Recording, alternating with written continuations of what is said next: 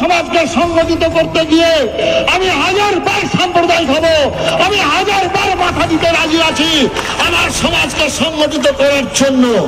সুতরাং কার্তিক মহারাজ শুধু একা নন, আজকে হাজার হাজার মানুষ আপনাদের মধ্য থেকে আসবেন।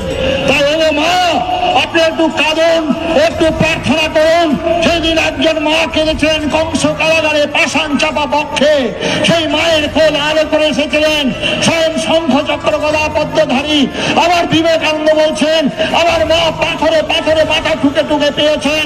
আবার প্রণবানন্দজি মা ওই অপবাল্য গৃহ দেবতা শিবের কাছে গিয়ে অজরে কেঁদেছিলেন। তবে এসেছিলেন প্রণবানন্দ, তবে হয়েছে ভারত সেবাশ্রম সংঘ। তাই পশ্চিম দিগন্তের দিক চক্রবালের অন্তরাল থেকে বিনয় বাদল, দীনেশ ক্ষুদিরাম, নেতাজি সুভাষ চন্দ্র প্রসাদ মুখার্জি তাদের আত্মাগুলো কাঁদছে, তারা পবিত্র মা পাচ্ছেন না।